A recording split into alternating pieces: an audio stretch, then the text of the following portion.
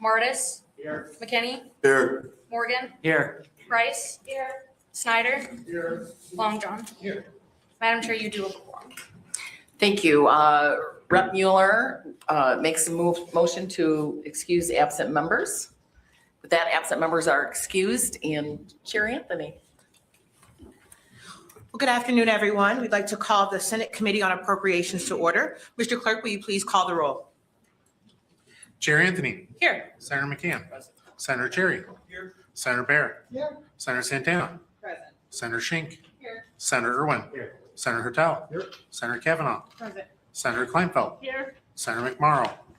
Senator Camilleri. Here. Senator Bumstead. Here. Senator Albert. Here. Senator DeMoose. Here. Senator Heisinger. Here. Senator Altman. And Senator Tice. Here. Madam Chair, you have 16 members present. You have a quorum. Thank you. I move to excuse absent members from today's meeting. I believe that's supported by Senator McCann. Without objection, absent members will be excused from today's meeting. We'd like to thank Chair Boland for hosting us today in the House Appropriations Committee room. I'm no stranger to this room, having served on the House Appropriations Committee. So it's an honor to be here, and I look forward to the presentation. Without further ado, we'd like to turn it back over to Chair Boland. Thank you, Chair Anthony, and welcome everybody. We are here today. Some of our members I know are traveling, so some may be by Zoom, so we will allow for questions from them. And with that, Director Flood will invite you up to open up with your presentation. We look forward to hearing the exec recommendation.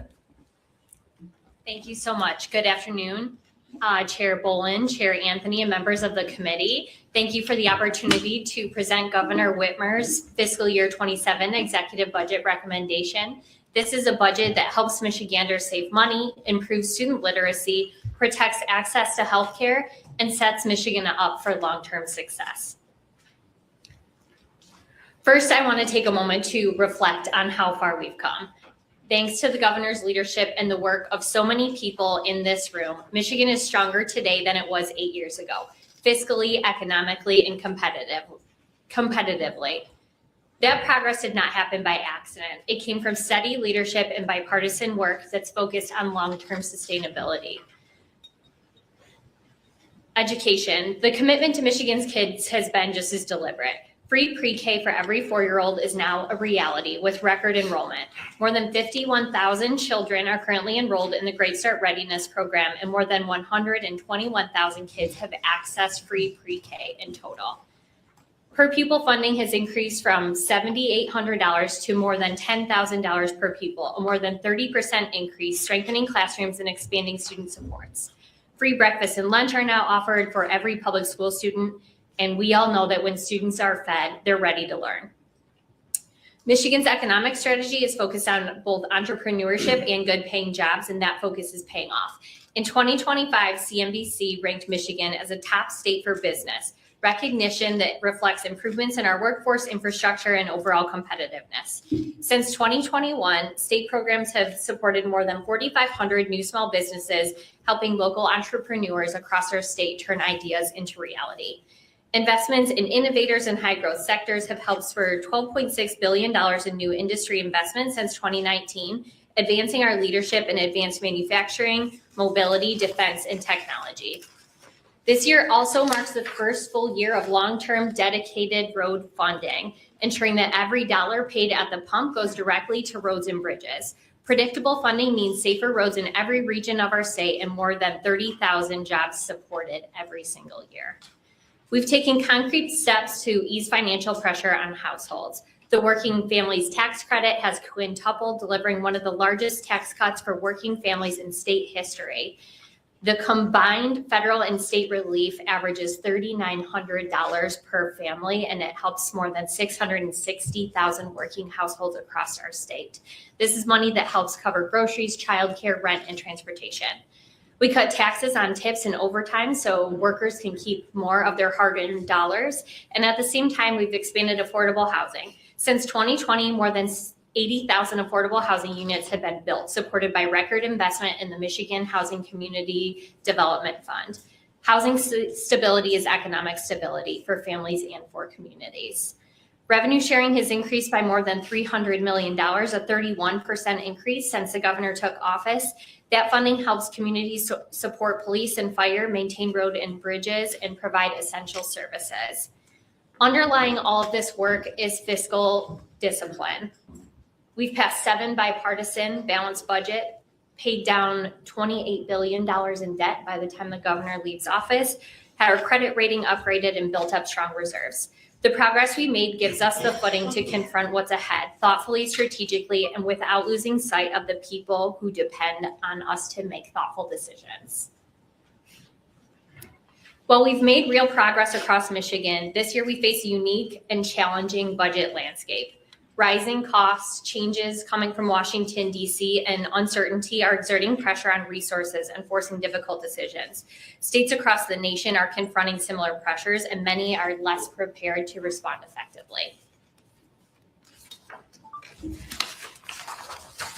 Over the last year, we've seen sweeping changes out of Washington, D.C., pausing grants, enacting tariffs, shifting costs to states, targeting Medicaid, all of which create significant uncertainty for state budgets. Last July, Michigan faced a $1 billion cliff overnight caused by the passage of H.R. 1 and a looming road funding cliff. Early actions stabilized the budget last year, addressed immediate risks to Medicaid financing, and provided long-term funding for roads, but Michigan continues to face challenges that you'll see reflected in our budget today. Rising costs, Medicaid changes, and ongoing federal uncertainty continue to put pressure on the budget and strain our resources. Rising healthcare costs are something that everyone is feeling, families, small businesses, and it impacts the state budget as well.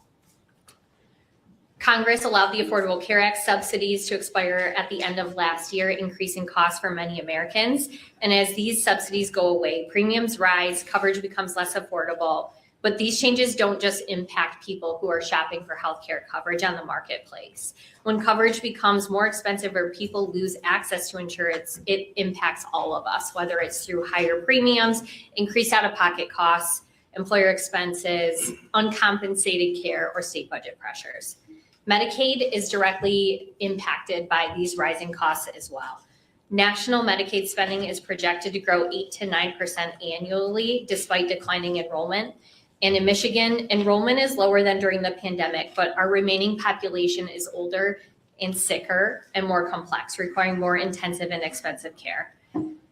We cannot contain cost through efficiency alone. And later in our presentation, we'll discuss Michigan's proposals to address climbing costs in the budget for fiscal year 27. As healthcare costs are rising across the country, the federal government is passing the tab to states. Last summer, Congress passed H.R. 1, a sweeping bill that reshaped the federal-state partnership and created immediate and long-term challenges for states across the country. It includes broad changes to components of Medicaid and SNAP that have historically been federally funded and administered by the federal government. These changes pass the buck to states, and the average Michigander is paying the same amount in taxes that we send to Washington, D.C., and we're getting less back for it. When H.R. 1 first passed, we were projecting a $10 billion hit to the state budget by 2032. We all worked together last fall to take some major steps to mitigate the impacts. And based on the budget roads package that we passed last year, that $10 billion was shrunk down to $4 billion, which is a big step forward, but $4 billion is still significant for the state budget. We also invested early to drive down Michigan's SNAP error rate. As we're watching other states roll out their budgets across the state, right now executives are proposing dollars to drill down on this effort to drive down our error rate. And so we're many months ahead. Michigan's made great progress on this over the past few years, coming from a 13% error rate down to 9%. And with the resources from last year's budget, the department continues to focus on driving that down. Even with these steps, $4 billion in costs remain. DHHS is also estimating that 200,000 Michiganders could lose coverage. By failing to extend the marketplace subsidies, reducing enrollment, we're projecting about 6% reduction in coverage. Further, the Health and Hospital Association projects that H.R. 1 will cost hospitals an estimated $6.5 billion through fiscal year 32. Across the nation, states are facing slowing revenue growth, the expiration of temporary federal support, and rising costs in healthcare, corrections, and education. You can see here a sampling of what other states are proposing to address these challenges. Kentucky, Washington, and Alaska are proposing large rainy day fund withdrawals, more than $1 billion because of federal changes and other economic challenges. At the same time, Washington and Delaware are increasing business taxes, and Alaska is proposing a new 4% sales tax. South Dakota and Idaho are both proposing to keep funding for education flat with no increases for inflation. And lawmakers in Idaho are considering cuts to education funding. So you can see this is a wide array of states led by Democrats and Republicans, and these are national headwinds that we're all facing. So let's be clear about the challenge in front of us. Heading into fiscal year 27, we're managing a $1.8 billion gap. This is largely driven by declines in revenue, rising healthcare costs, the direct fiscal impacts of HR 1, persistent inflation across sectors, and this budget also includes a narrow set of must-do investments that will preserve access to healthcare, create jobs, and keep communities safe. Healthcare costs alone account for nearly $1 billion of the gap that we're talking about here. Federal changes are shifting additional costs to state, and inflation plays a role on the state budget as well. So we can't wish these pressures away. We have to solve them. And as families across Michigan are tightening their belts, the state is too. The budget recommendation we present today makes the most of every dollar we have. It does this through balance and discipline. As you can see here, we're proposing a responsible mix of new revenue, reductions in efficiencies, and drawing from reserves to deliver a budget for the next fiscal year that benefits all Michiganders. In short, we're confronting the numbers strategically and making deliberate choices to preserve what matters most.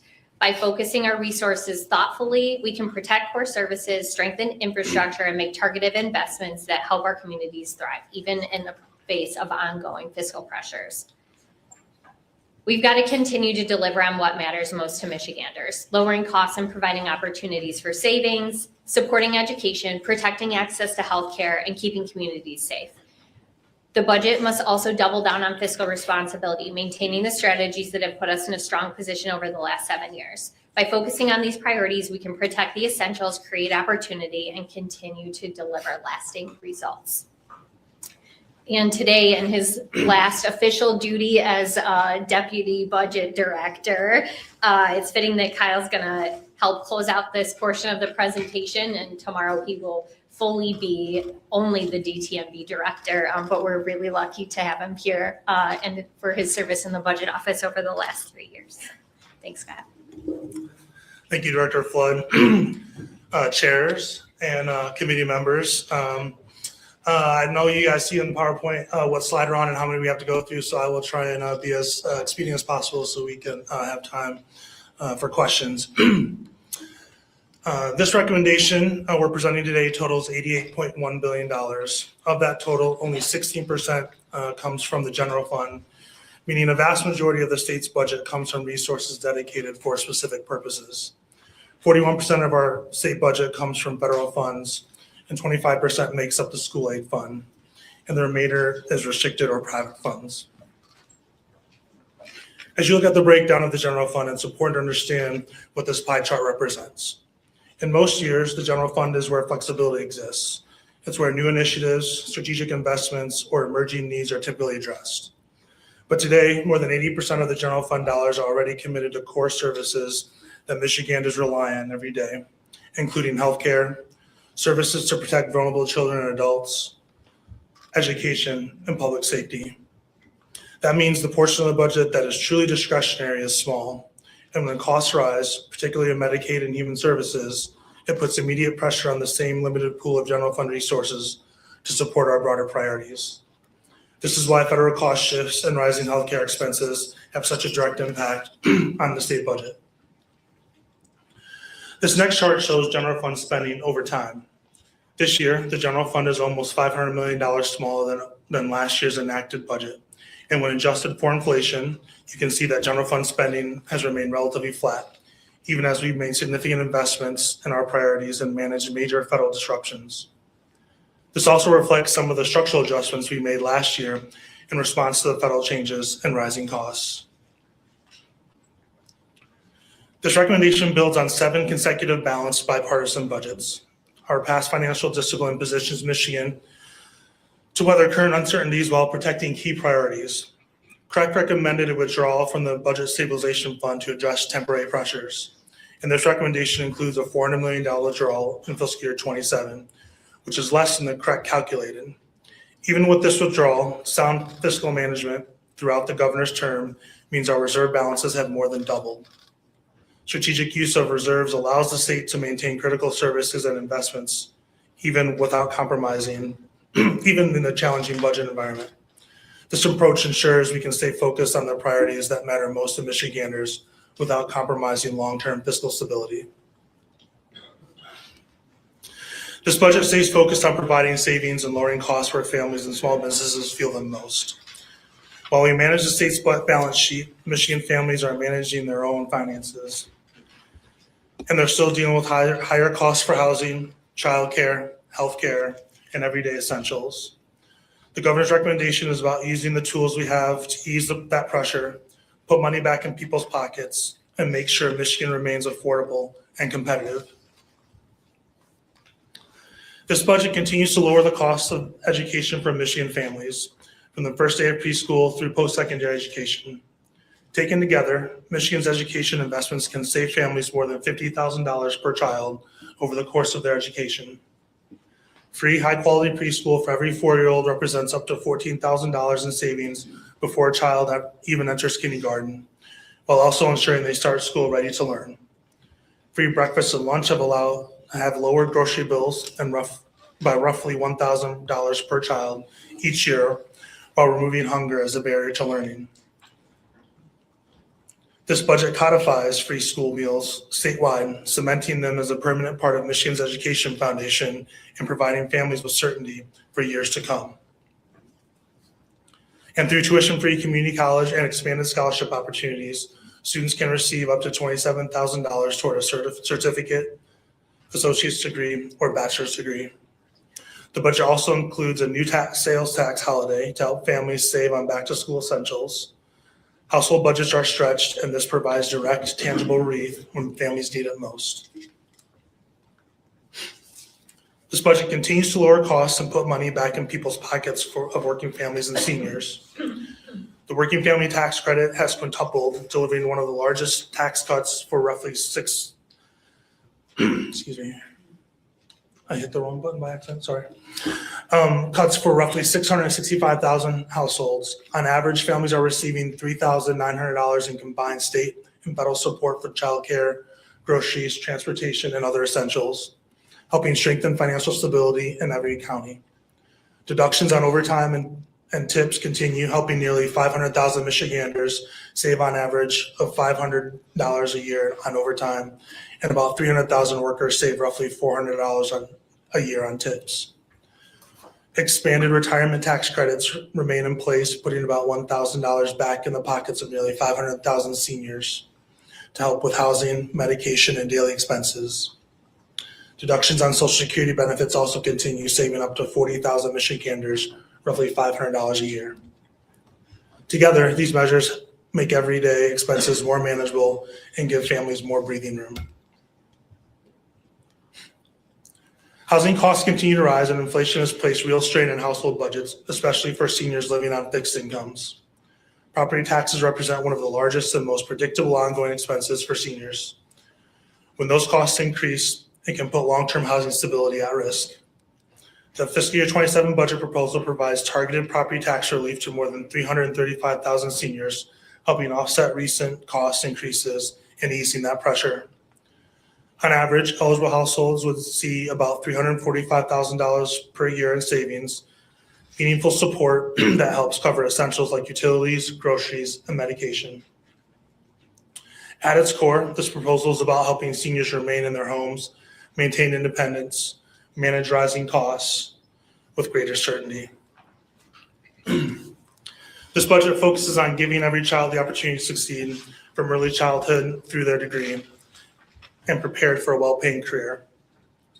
Strong literacy skills are one of the clearest predictors of long-term success in school in the workforce and in life. That's why this budget keeps a clear focus on helping students read proficiently by the end of third grade and stay on track from there.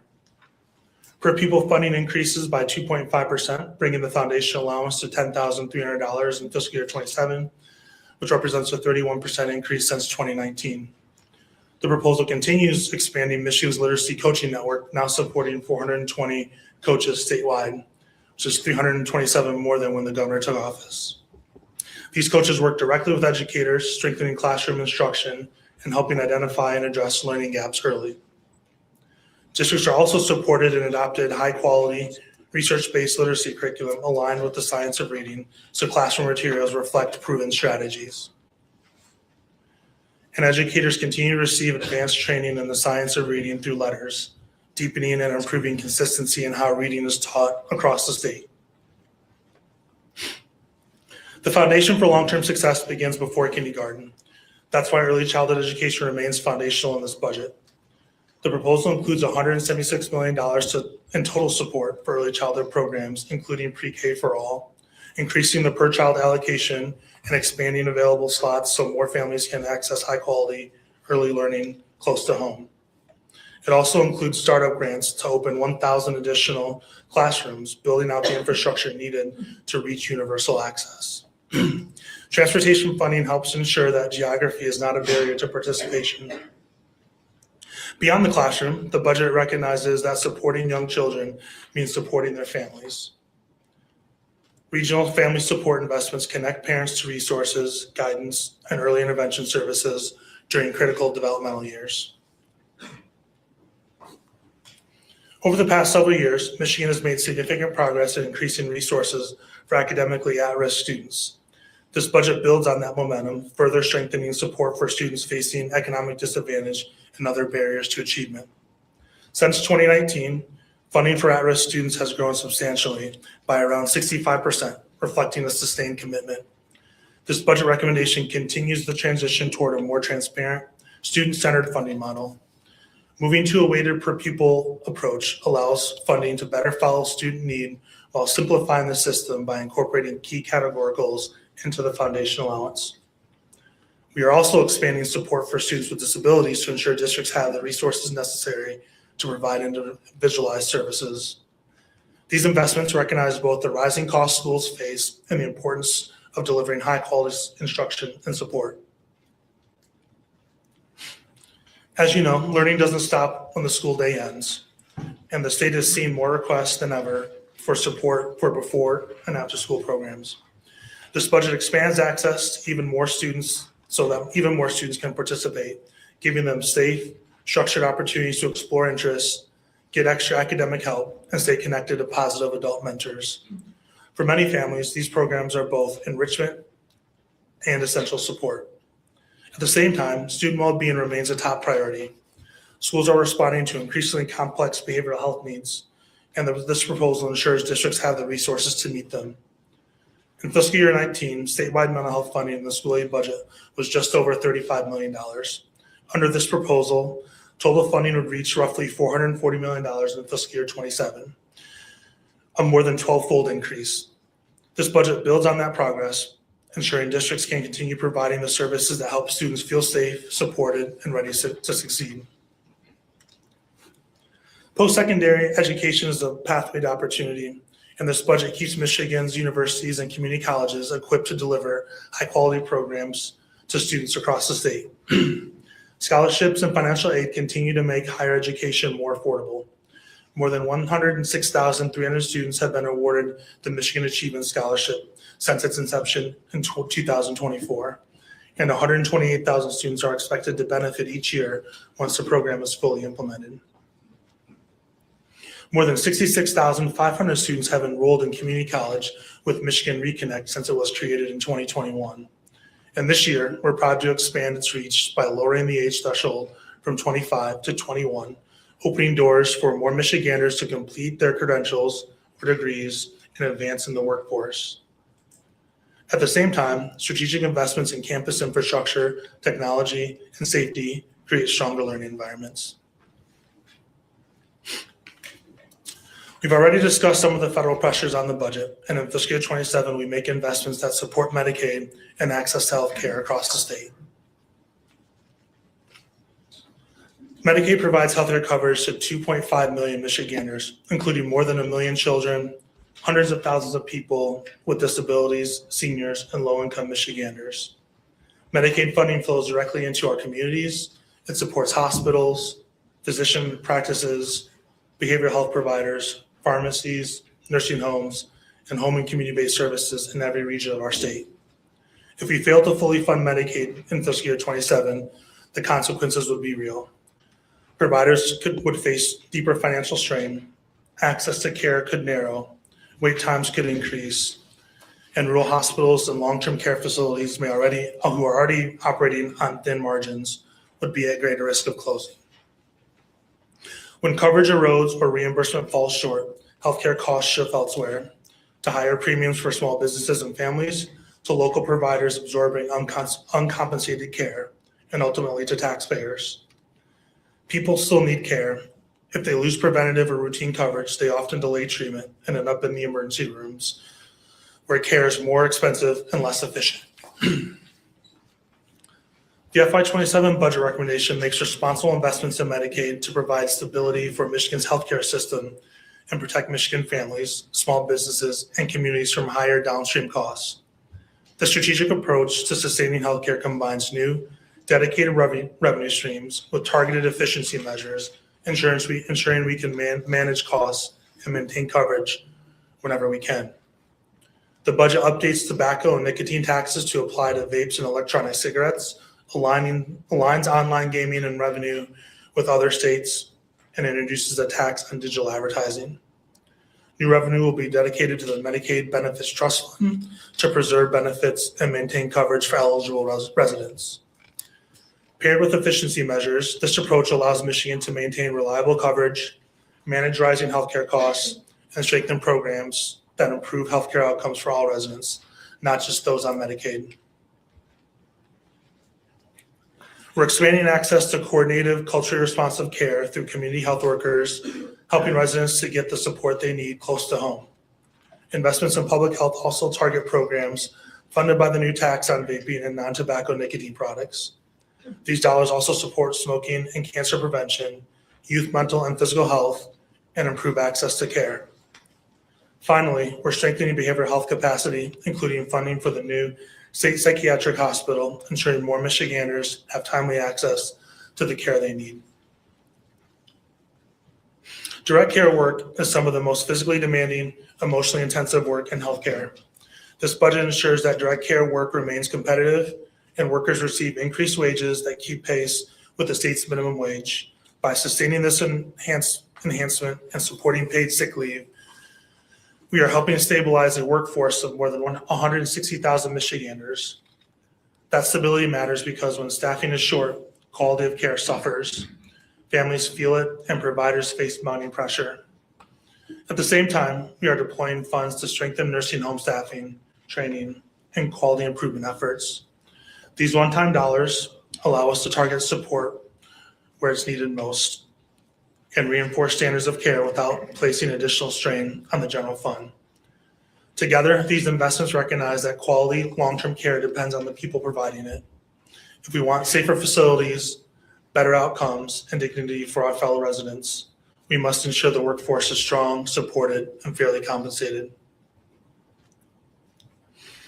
As Director Flood shared earlier, HR 1 will have a significant general fund costs for the state of Michigan in fiscal year 27.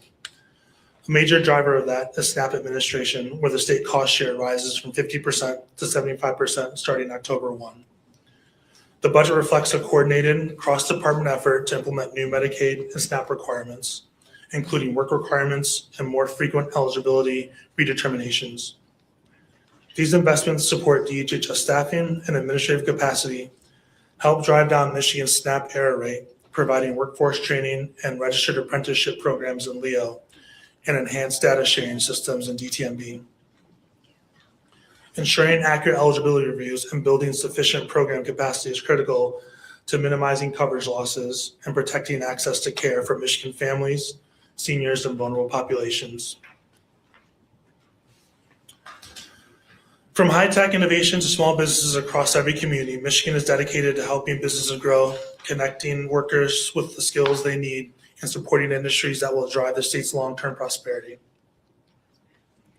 Fiscal year 27 marks the first full year of our long-term sustainable road funding plan, fulfilling the state's commitment to improving transportation for all Michiganders. $2 billion in ongoing funding will support better roads across the state once the plan is fully phased in, with a focus on local streets that people rely on every day. The plan also strengthens bridges, reduces congestion at rail crossings, and supports public transit infrastructure and operations. Beyond improving travel, these investments support roughly 30,000 jobs annually, helping communities grow and thrive while keeping people moving safely. When new resources from the roads package are combined with existing support, over $5.8 billion of state funding for roads, bridges, and transit is recommended in the governor's fiscal year 27 budget. This budget strengthens Michigan's economy and creates opportunities for families, businesses, and communities to thrive. It supports tourism and small businesses by attracting major events and conventions and sustaining the Pure Michigan campaign to draw visitors from across the country. It also invests in key infrastructure, including ports, positioning the state to attract federal and private investment and supporting long-term economic growth. The budget continues to incentivize investment and job creation, revitalize blighted properties, and leverage private capital. Since 2019, these efforts have supported more than 22,000 projected jobs and nearly $10 billion in private investment across Michigan communities. In FY27, we continue to establish Michigan as a national leader in advanced air mobility, bringing innovation, manufacturing, and jobs to the state. The budget invests in aviation, innovation, and drone initiatives in the Office of Future Mobility and Defense and Aerospace Innovation, helping the state continue to cement its leadership in high-tech industries. Maritime manufacturing and defense industries continue to receive targeted support, strengthening jobs and economic opportunity. Michigan competes every day for major projects and job creation opportunities, and increasingly, companies are looking for sites that are ready to go. This investment into public infrastructure builds a statewide inventory of development-ready location and helps prepare sites for future development or redevelopment, strengthening Michigan's ability to attract investment, create jobs, and move quickly when opportunity arises. Michigan continues to invest in arts and culture, helping communities host exhibitions, performances, and creative programs that enrich neighborhoods and make them more vibrant. Since 2019, almost 1,600 organizations have benefited from these efforts. Housing costs continue to strain families and local economies across Michigan. This proposal sustains funding to expand housing opportunities and gives communities greater flexibility to meet their most urgent needs. Together, these investments help build places where families want to live, entrepreneurs want to invest, and residents can thrive, supporting both economic growth and quality of life across Michigan. Protecting Michigan communities remains a top priority, helping first responders, strengthening public safety, and ensuring our neighborhoods remain safe and resilient. This budget continues to provide the resources that local governments need to keep residents safe. Combined constitutional and statutory revenue sharing has increased more than $300 million, or 31% since 2019, ensuring communities have the support they need for first responders, public safety, and emergency response services. Public safety revenue sharing grants provide targeted funds to enhance policing, prevent violent crime, and improve safety in neighborhoods statewide. We are also investing in prevention and coordination, including $2.5 million to continue the work of the Gun Violence Prevention Task Force, focused on solutions to make communities safer. Strong, connected emergency response is critical to keeping communities safe, and we continue to support the systems and partners that make that possible. The statewide emergency communications system keeps more than 2,600 public safety agencies connected, ensuring that first responders can coordinate quickly when every second counts. Local infrastructure preparedness funding identifies vulnerable communities and helps reduce risks and costs, supporting proactive safety planning across the state. We're also maximizing additional federal resources by supporting local ambulance partner and firefighter training funds. Michigan's natural resources, our air, land, and water, are essential to safe and healthy communities. This budget continues to invest in protecting them. Since the governor took office, the budget has supported forest management programs, overseeing nearly 4 million acres of state forest lands, timber sales, and generating $26 billion in economic value for our state. Increased tipping fees will reduce the flow of out-of-state trash into Michigan, clean up contaminated sites, and support local waste management. Since 2019, $1.7 billion has helped replace over 170,000 lead service lines and upgrade local water systems, improving access to safe, clean water for 10.1 million Michiganders. And that work continues in FY27. This budget also ensures that constitutionally required share of fuel tax revenue supports boating infrastructure and off-road vehicle trail development and maintenance.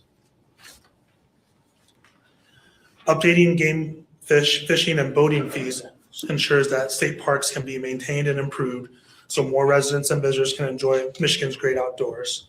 Since 2019, Michigan has funded initiatives that promote private forest stewardship, preserving over 448,000 acres and supporting long-term land productivity. And our investments in fiscal year 27 continue to invest in our qualified forest programs. This year, the budget preserves over 22,000 acres of forest land in the Keweenaw heartlands and takes steps to improve access to this public resource. Along the Detroit River, investments preserve and enhance public boating access, making this popular recreational area even more welcoming for communities and visitors alike. One of Michigan's long-term focuses have been making state government more efficient, effective, and responsive to its residents.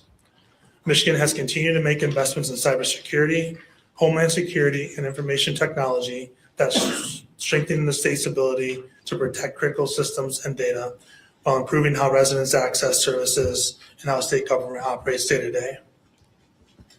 This year's budget continues to invest stronger, more accountable state government. It continues the rollout of Michigan's statewide judicial case management system, which is modernizing how our courts operate. With 275 of 302 trial courts already using or transitioning to that system, we are close to full statewide implementation. We're also creating an internal compliance and risk management team to improve oversight across all our programs, reduce audit risk, and strengthen service delivery. Fraud prevention remains a priority with resources dedicated to safeguarding payments and ensuring accuracy. And the budget supports the Election Equipment Reserve Fund, helping local election officials maintain equipment and prepare for safe, secure elections statewide. In closing, fiscal year 27's budget is about real people and real priorities, saving money for our families and seniors, investing in education and pre-K through career, protecting access to healthcare, strengthening our communities, improving roads, and building a strong, diverse economy. It's about keeping delivering for Michiganders, even when the federal government is walking away. This budget reflects careful planning, disciplined management, and a commitment to making the most of every dollar, even in a challenging fiscal environment. We look forward to continuing the work together over the next couple months and delivering a balanced, fiscally responsible budget to Michiganders on time. By staying focused and working together, we can deliver a budget that keeps our promises, protects services, and positions Michigan for a strong future. And with that, we will turn it back over to chairs and happy to answer any questions. Well, thank you very much, Director Flood, Deputy Director. Congratulations on your new position as well. We look forward to working with you in that new capacity. And I'll start off with questions. Chair Anthony and I will kind of rotate between the Senate and the House, and we'll try to do the best to get through everybody's questions. But I am most interested in fully supportive of greater efficiencies and saving money. We know, yes, there are a lot of demands on the general fund budget, and there are a lot of demands on working families in their pocketbooks. So can you please summarize how we're getting to the efficiencies if they are being pulled from other appropriated line items, reserve funds, and or some of the new revenue increases?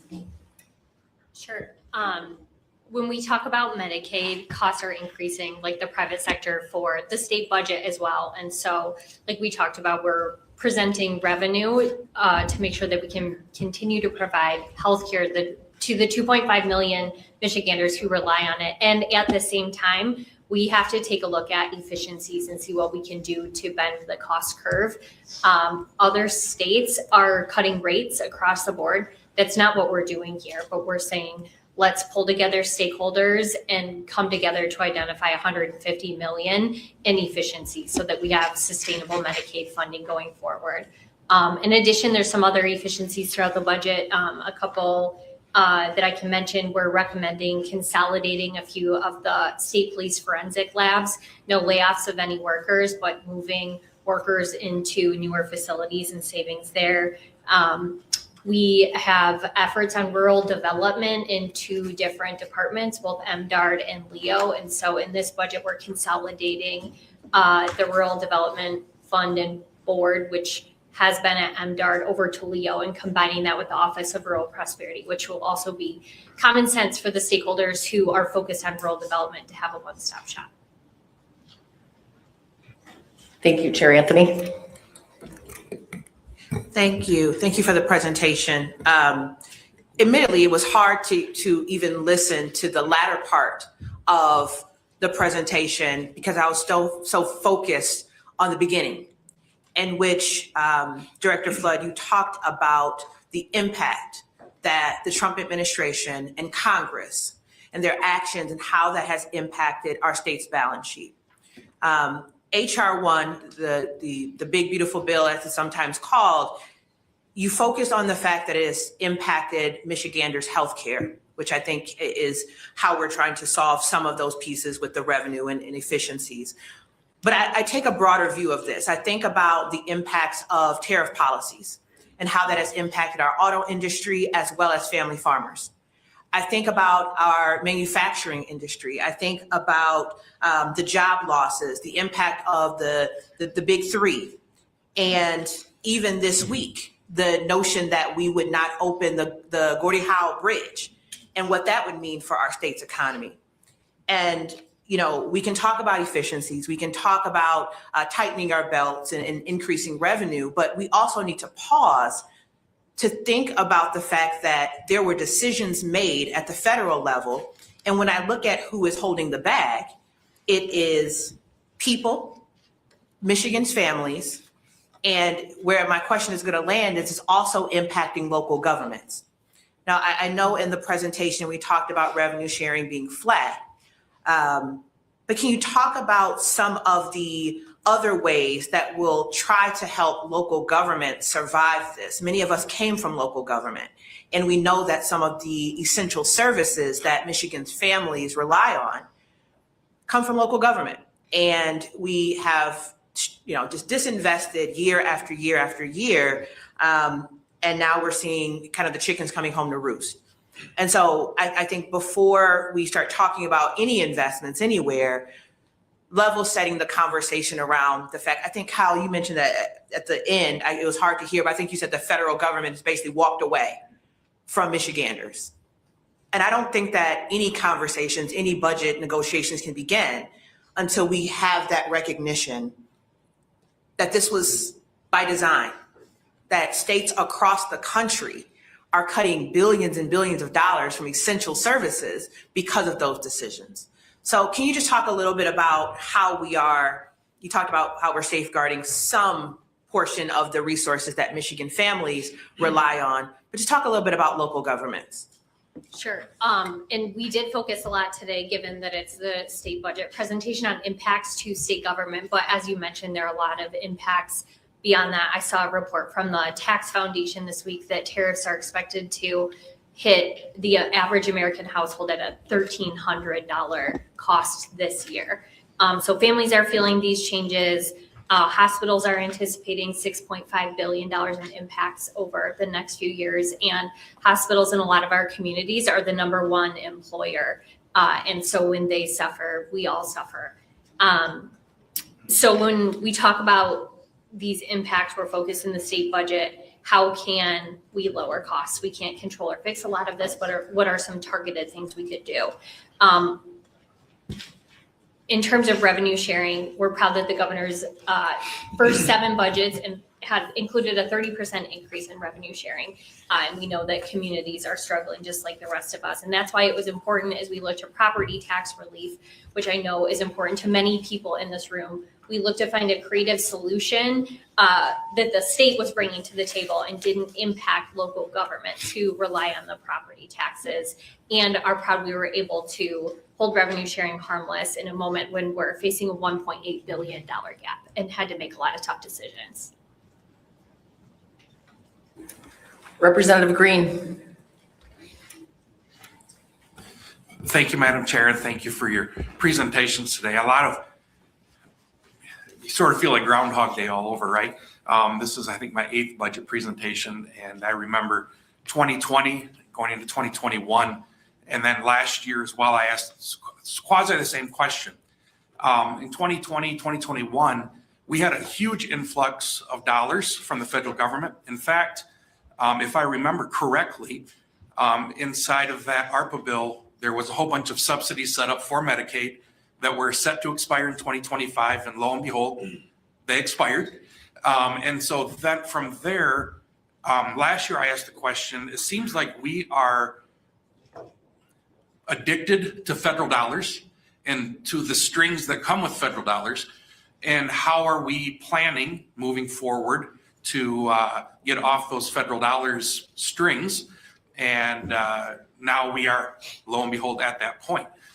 But along with that, I guess another secondary question is, how much faith and trust do you put into projections? Because I believe University of Michigan came out in regards to tariffs and said that Michigan was going to lose 20,000 auto worker jobs.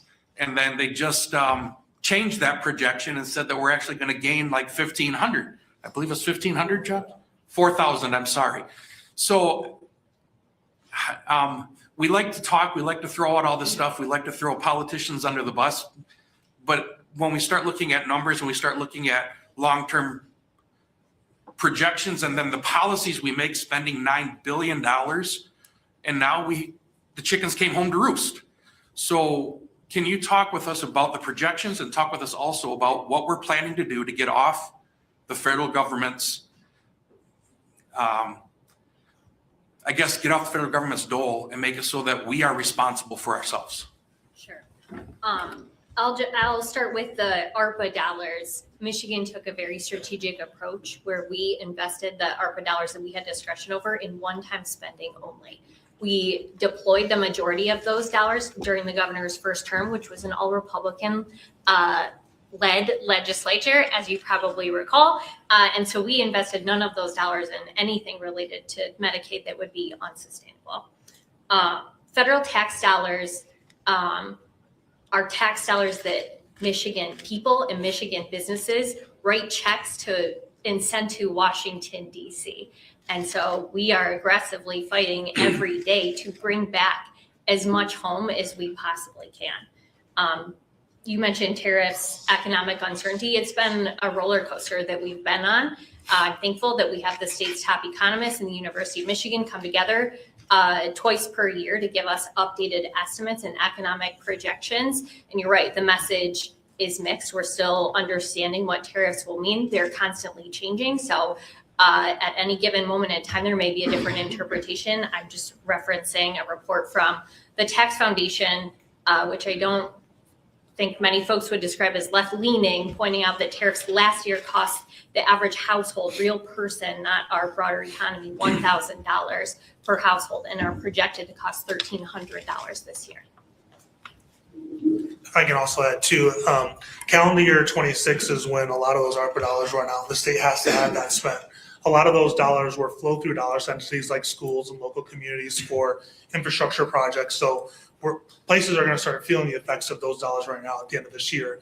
Services in schools are going to cease. A lot of that was for staffing and stuff. A lot of it was pandemic response stuff that no longer may be needed. But there's a lot of infrastructure dollars that were going to schools for, or going to local communities for infrastructure projects that, because of supply chain things or other other barriers aren't getting done and won't get done, and that money's going to go back to DC, and we're not going to realize the benefits of those dollars are invested here in Michigan. Rep. Green, did you have a follow-up? I feel like we're boo-hoo-hooing when we knew this was coming. We're saying all this is going away, but we knew it when it was given to us. And I feel like we weren't prudent. And I've been here for 8 years, in this spot for 8 years. I feel like we weren't prudent. And now we're going, oh, crud. Now what are we going to do when we knew it was coming down the pike?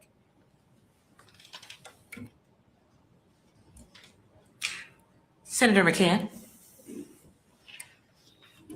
Thank you, Madam Chair. I think these maybe tie together, which is that, administrations, to the last question, administrations change and new policy comes from new administrations. In this case, the national situation where, it's quite wrong-headed to take healthcare away from people when, especially in Michigan, we've worked very hard to expand healthcare. We accepted the federal Medicaid expansion in 2013, but now we see with the HR 1, the reduction of Medicaid coverage across Michigan and the impacts and the costs that we're going to see from that.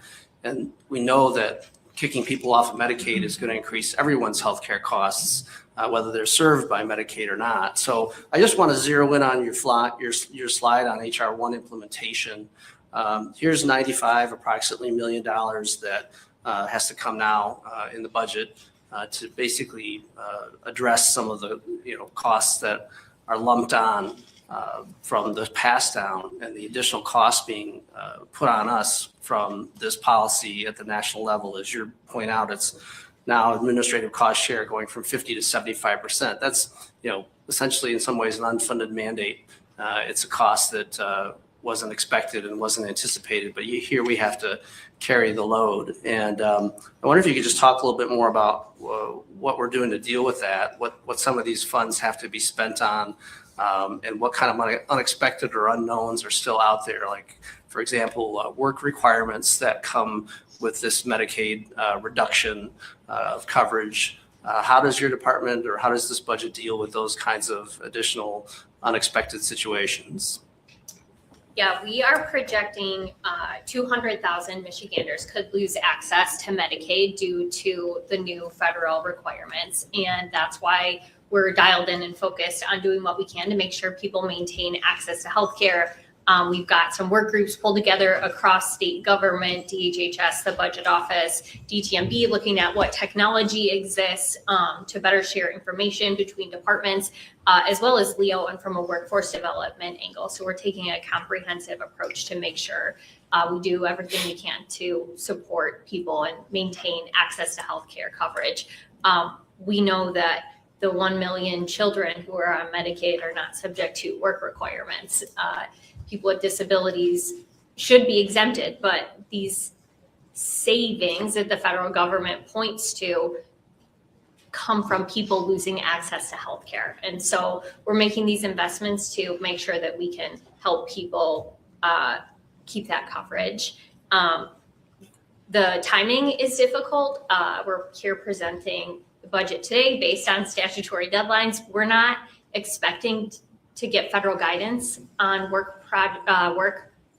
requirements until June 1st. And so states are sort of left hanging to try to figure it out and do the best they can and put the pieces together on a short timeline. But we'll remain nimble and in touch with Washington, D.C. Thank you for that. Along those lines, Director Flood, you did take us back to the COVID budget years, and we worked together across the aisle, and I think we were very prudent in our decisions to make sure that we were using COVID money for one-time spending. That resulted in a $9 billion fund balance in the general fund, which we now no longer have in reserves, and it could have helped in times like this for our roads plan. But I think that while the cost of care is going up, we need to make sure that, yes, absolutely supporting the most vulnerable. I have some concerns about the advance tax credit having gone away, But you mentioned about efficiencies in the Medicaid program. So what are we going to do to make sure that, one, that we don't have people that are not eligible, so we don't set ourselves in a situation where we are actually being penalized and have to pay the federal government back? But also, hand in hand with that, what are we doing to create the efficiencies you mentioned? Sure. On reserves, we were looking back at the budget stabilization fund balance, and in 2002, the balance was 2.2 million. Today, we've got 2.2 billion in the BSF. We've got a school rainy day fund of 500 million, and we have other reserves in the school aid fund of 832 million. So I'm proud that we've been preparing for challenging budget times and extreme pressures. This budget continues paying down debt ahead of schedule. When the governor leaves office, we'll have paid down $28 billion in debt. So I think we've been very fiscally responsible. This budget continues that. As it relates to Medicaid, states across the country are slashing rates for providers. That's not an approach that we're taking with this budget. We know that Michigan's Medicaid program is one of the most cost-effective and efficient in the country. And so we need to be really thoughtful about bringing stakeholders together to identify opportunities to bend the cost curve while we make sure people maintain access to care. And on compliance and eligibility, that's something that we do take and have taken very seriously. DHHS undertakes a lot of efforts, partners with the federal government to make sure that we're providing services only to those who are eligible. Thank you. Along that lines, I'm just going to continue on that. I see there is an increase of approximately 1,000 employees. And we know that we looked at the current year budget and looking at that. And so what is the influx of those increased positions? Purpose? About 90% of those are in the Department of Health and Human Services, so split between two places. One, we're opening, speaking of American Rescue Plan dollars, we will be opening our brand new world-class state psychiatric hospital later this year. That requires resources and FTEs to make sure that we're meeting the needs of our residents. I know we hear almost every day about the need for more psychiatric beds, and that hospital is going to open this year. We're really proud of that work. Additionally, the FTEs are dedicated to implementing Medicaid work requirements. So workers on the front lines helping people with applications and ensuring accuracy in those applications, which also helps to address the SNAP error rate. And then we also have additional resources for the department on compliance as well. Thank you.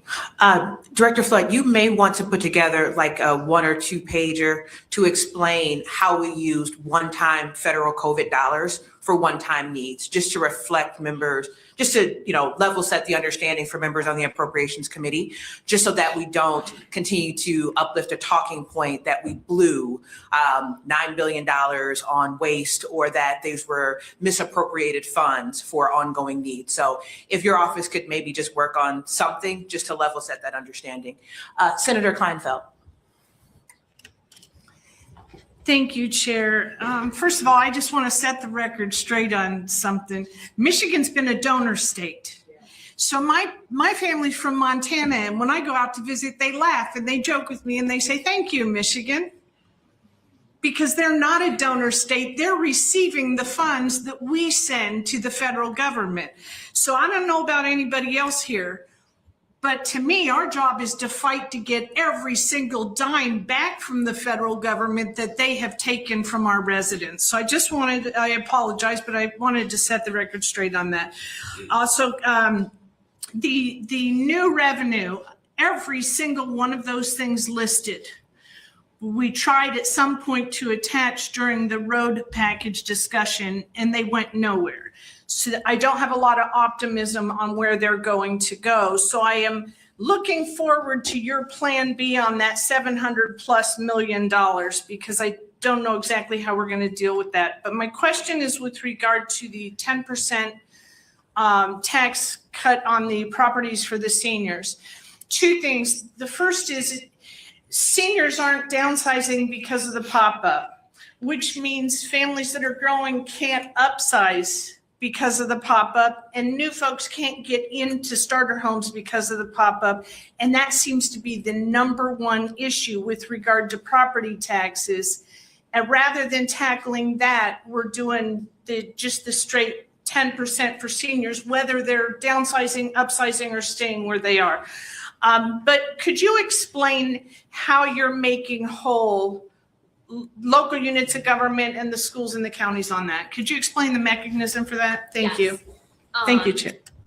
On the revenue options, the ones that are presented today have direct connection to public health. And so we think that that makes sense when we're talking about sustainable funding for Medicaid. And as you mentioned, they were discussed during the road funding debate. So I think there's some bipartisan support for a lot of those options. And the good news is today is day one. Here's our proposal, and the legislature will have an opportunity to put forward your own plan. We look forward to working with you and seeing what that looks like. The property tax proposal that we included, I know rising property taxes are a concern for families across the state, especially young families. Addressing the cap when a property transfers hands impacts local governments and schools. In our budget, we wanted to ensure to hold locals harmless. And so what we proposed is an income tax deduction for seniors based on what they pay in property taxes.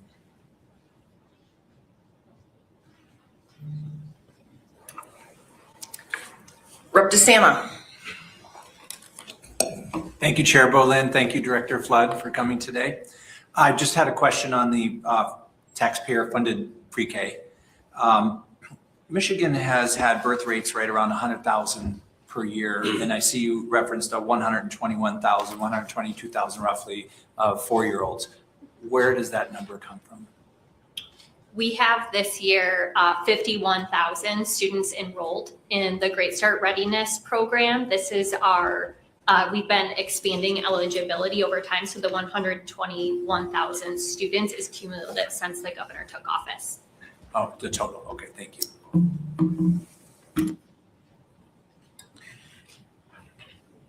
Senator Irwin. Thank you, Madam Chair. Thank you for the presentation. One of the challenges that our residents face here in the state of Michigan is how they can age in place. We know that there are a lot of people in our state who want to stay in their homes as they age. We know that they'll be happier. We know that they'll be healthier. And maybe here in the Appropriations Committee, it's important to mention that we also know that it will cost the state of Michigan less if they're allowed to age in place. But unfortunately, we've set up a system in our state such that the people who provide home-based care are provided such a pitifully low wage, such an embarrassingly low wage, that there are residents all over our state and every one of our districts who are eligible for home-based services, but who can't get access to those home-based services because there are just not simply people who are willing to do that difficult, intimate, emotional work for our seniors to keep them safe for a wage that is less than they can earn in any other entry-level job. So I see that within your recommendation here, there is some attention to that important need. And I want to invite you and ask you to talk a little bit about how this budget recommendation will attend to the people who depend on this service and the people who provide this critical service. Thank you. Direct care workers have some of the hardest jobs in our state. And as a member of the sandwich generation who helped family navigate complex health issues last year with a 2 and a 4-year-old, I can speak firsthand to the challenges that people across our state are facing in the work that those direct care workers do. And so I'm proud that we came together in a bipartisan way during the pandemic to provide a boost to wages for direct care workers across the state. We've continued to fund that to make sure that they're making more than minimum wage. They deserve much more than that. But in this year's budget, we are including a $3.40 uplift on top of the minimum wage, which will get the direct care workers to just over $18 an hour. It was important for us to do that even in this difficult budget year because the services they provide are so critical. Kind of changing the trajectory a little bit. I have a question about the letters and, we've made some investments this year and more investments are being planned in the recommendation. But could you give us an idea when you think the training will be completed and also if there are any opportunities for math and science performance support? Sure. We have made record investments in literacy over the governor's time in office. It's been a priority since day one, and I think we've made some great progress together in building bipartisan support, especially over the last year and a half, for the science of reading and evidence-based approaches. Letters training is a really important tool when it comes to literacy and making sure educators have the resources that they need to help kids learn. So in this budget, we have a letters investment that we're proposing. We look forward to partnering with districts to roll that out and implement it. I'll just add too, I think, that this investment continues to add to build on what we've been doing. I think, obviously in the teacher profession, like there is a turnover rate. So I don't think we'll ever be done, right? Because we're going to have new educators entering the workforce every year. But we are making strides, and as a percentage, the number of educators that are trained is increased. And I think on the numeracy front, this budget also includes $12 million to support mathematics education on two different fronts. There's a $3 million for professional development, specifically on numeracy, and then another $9 million that supports essentially literacy coaches, but numeracy coaches at ISDs to work specifically with districts in the same kind of fashion as literacy coaches, but for numeracy. Senator DeMoose. Thank you, Madam Chair.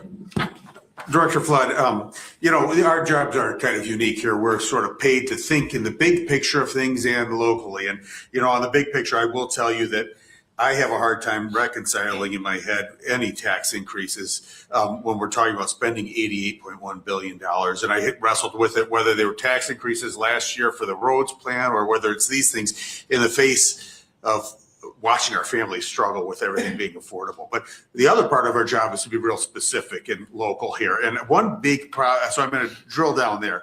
One big deal to us in Northern Michigan has always been school transportation. And sometimes it's hard for people around the state to understand, but we have kids who ride the bus for an hour each way routinely. And I wanted to know whether you took into that we've done things and then taken them away and done them, tried different things throughout the year. Does this budget reflect any of these extra costs, which can be huge? Yes, this budget includes $125 million for rural transportation because we know some of our rural districts face extraordinary transportation costs, and we want to make sure that we're helping to support them. Representative Farhat.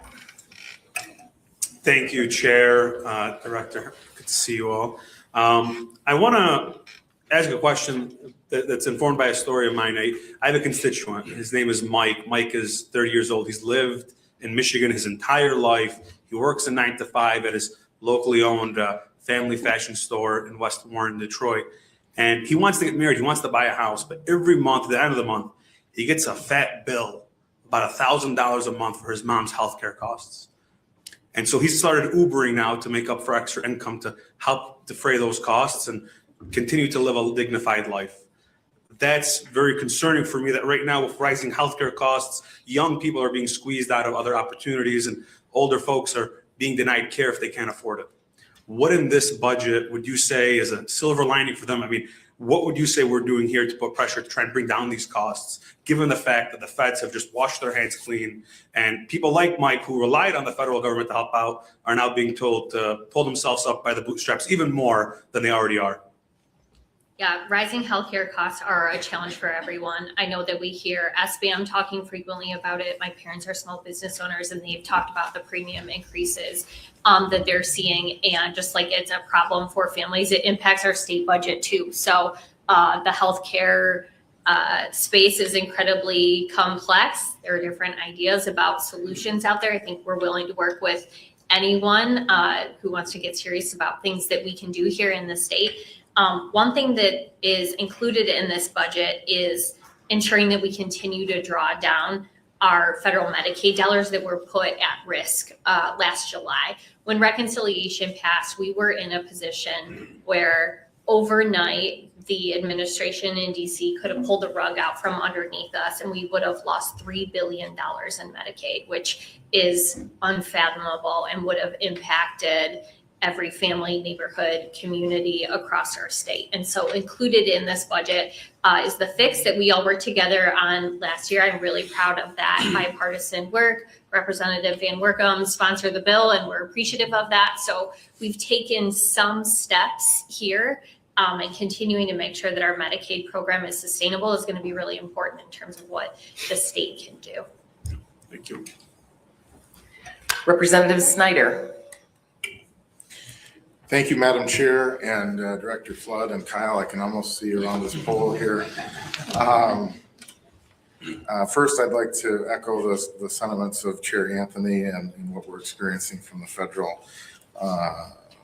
federal pinch on our state budget. But two questions. First one being in regards to the property tax rebate for seniors.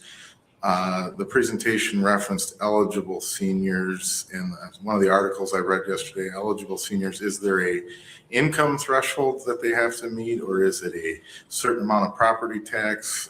Is there any more details on that?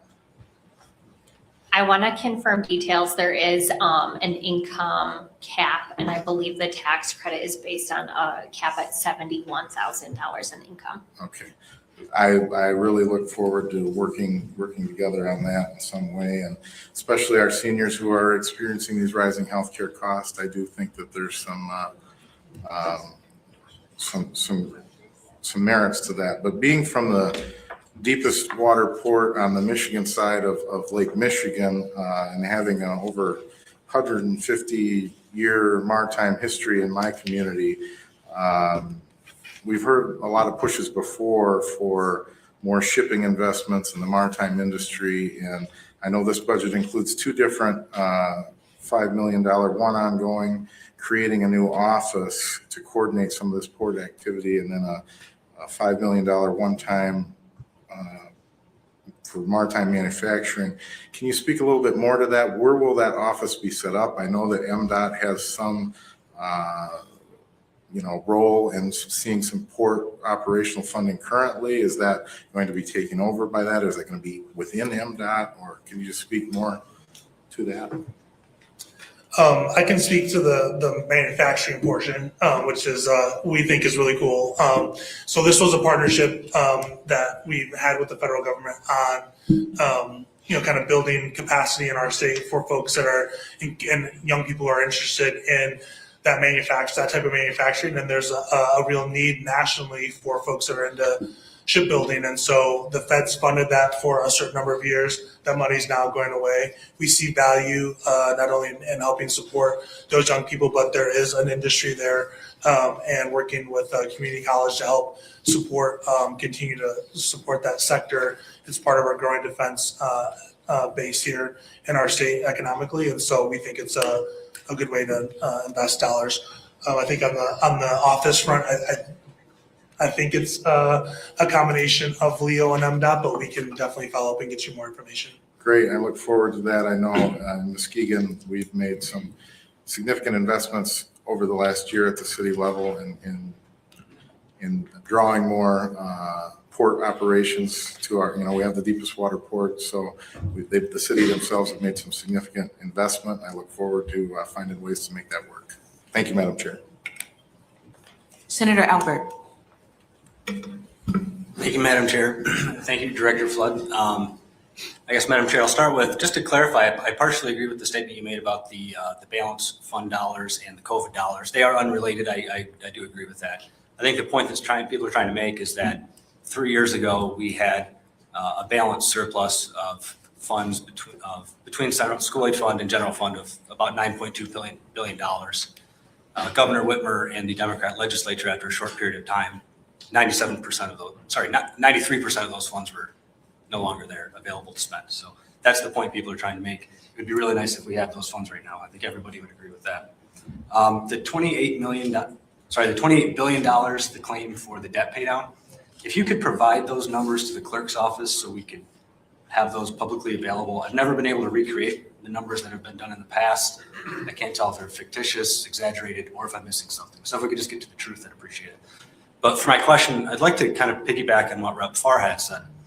The exec rec lists $579.3 million in the insurance provider assessment. Does this number include a higher tax rate? And how much of these costs will be borne by small businesses through their commercial insurance plans? The IPA numbers reflected in the budget reflect the legislation that was passed last year. Happy to follow up offline with additional information.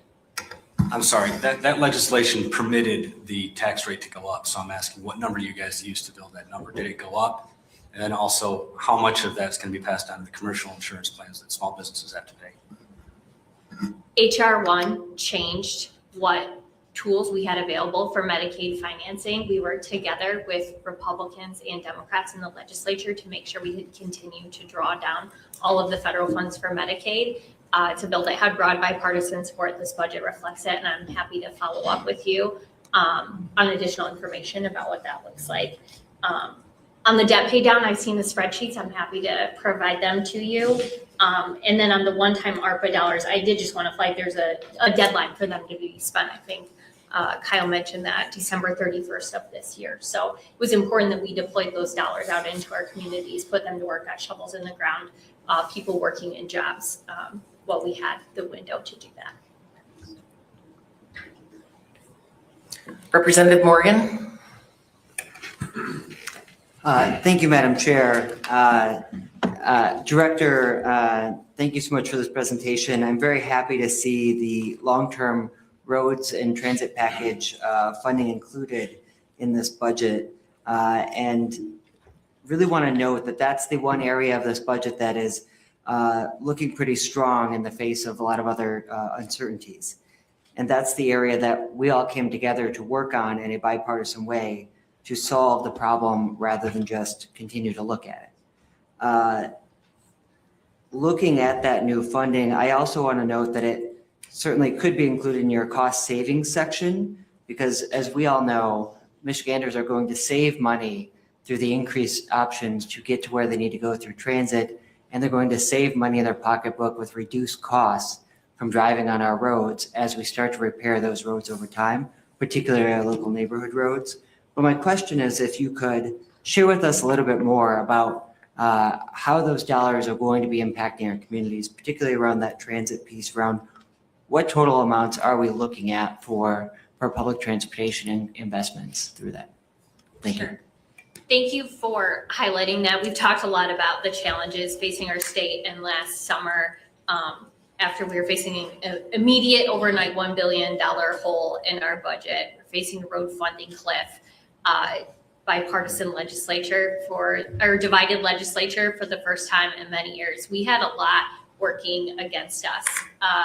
It was some really hard work, but I'm really proud of the end product that came together, where we passed a bipartisan long-term road funding plan. We secured our Medicaid financing, and we passed a balanced budget that makes a difference in real people's lives. So we should all be proud of that work that we did together not too long ago. I know this year will be challenging, but I know that we have the ability to tackle it together.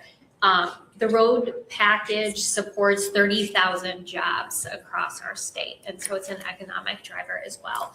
And in terms of transit, in total, there's just over $1 billion in this budget. That's a combination of state, federal, local, and private funding. The new funding for transit reflected in this budget because of the package is $130 million, and it includes a 40% increase for LBOs over last year. Senator Shink? Thank you, Madam Chair. I want to make one comment for my colleagues who are complaining about the COVID funds not being there. If we hadn't spent them, I believe that most of them would have been clawed back by now anyway. So it was the prudent thing to do. I want to focus for a second on an affordable education. I'm one of the many, many Michigan kids who would have never have been able to attain the educational goals that I had for myself without scholarship. And I think one of the amazing strengths that Michigan has is that we do support young people and now somewhat older people who wish to attain a college education.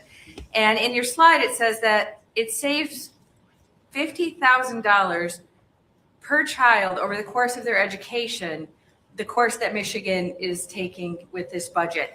And that's really amazing. That's real savings for Michigan's families. And then also the Reconnect at 21, that gives a second chance for people to make a job switch or to go back to college. And, you know, without the support that I got back in the 80s, I probably wouldn't be here. And I believe that whether they're willing to say it or not, that probably applies to many of my colleagues as well. I wonder if you could talk a little bit about how many people are taking advantage of those programs and what it means for families in Michigan today. Yes, I will work on pulling what numbers we have here. Scholarships and support for people obtaining a post-secondary credential is something that we built incrementally over the last 7 years. Is in the governor's first term under Republican leadership in the legislature that we established the Reconnect program. At the same time, we established the Michigan Achievement Scholarship, so expanding to 4-year. We know that investing in those scholarships doesn't just save money for families, but it can change the lifelong trajectory of income and opportunity for the person who obtains the degree, their families, and future generations. So it has an enormous multiplier. And if we don't have numbers at our fingertips, we can follow up with you. Here's Reconnect. More than 66,000 students have enrolled in community college with Michigan Reconnect, and 100,000 plus students have been awarded the Achievement Scholarship. Yeah, that's right. It's since 2024. Yeah. Thank you. And this will be our last question, Representative Kelly. Thank you, Madam Chair. Thank you both for your presentation. We've talked, I've thought about, over my career here, about parity for students. We talked about the bipartisan work that we've done across the board on a lot of different things. We restored parity back in this current budget. Educators, schools want stable, predictable funding. We hear this all the time. So again, you're back to this obsession with reducing cyber schools as well as non-public support. Who does this help?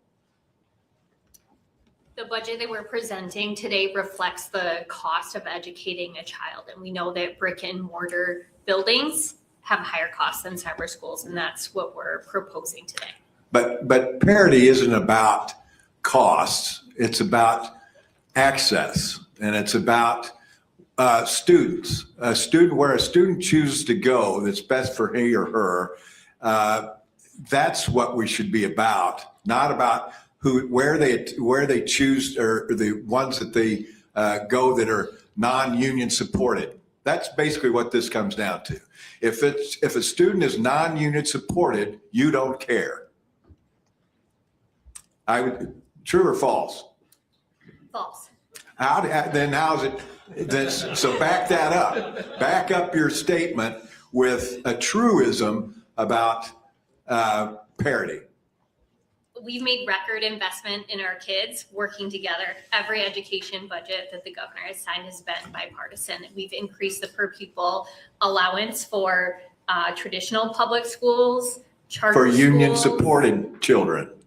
We've increased funding for all children in our state. We're really No, proud of the work. We that did we've in done. this budget, but now you're going back to this well again, this dry well, and want to ding people's choices once again. There are non-union public charter schools, right?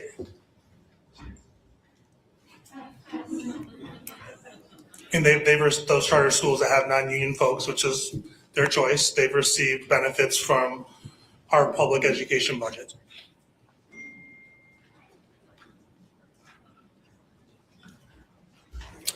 All right, I want to thank everybody for being here, your attention, all the committee members. I know there are many more questions, but we will have weeks of subcommittee and the Appropriations Committee will be meeting.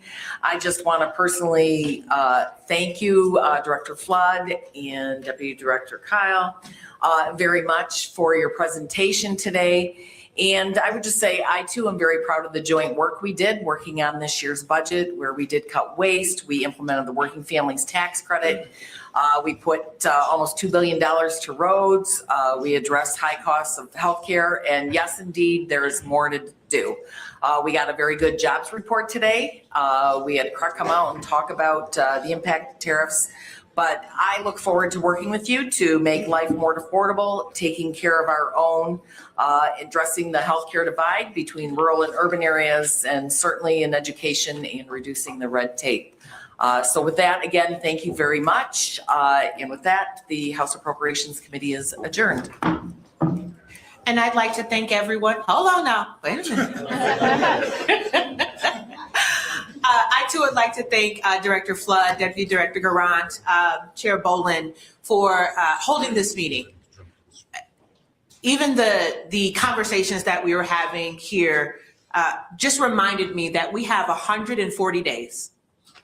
We have 140 days to pass a bipartisan budget, to get it to the governor's desk within the allotted time that the law requires. And while we did pass a bipartisan budget last year that included a sustainable roads plan, I think we would be kidding ourselves if we thought that last year was a successful process. We did not meet our statutory deadline. We left local governments, we left school districts, we left nonprofits and the business community with uncertainty, with chaos, with unprofessionalism, sometimes with name calling, that was below the institution, that was beneath us as professionals and as lawmakers. So my charge today, and it will start with myself, is that I am recommitting myself. I'm going to ask the senators that are here to also rededicate yourselves to being professional, to being prepared for negotiations, to making sure that if we have to have sometimes difficult conversations, that we first work with each other, regardless of political party, to get things done for the people of Michigan.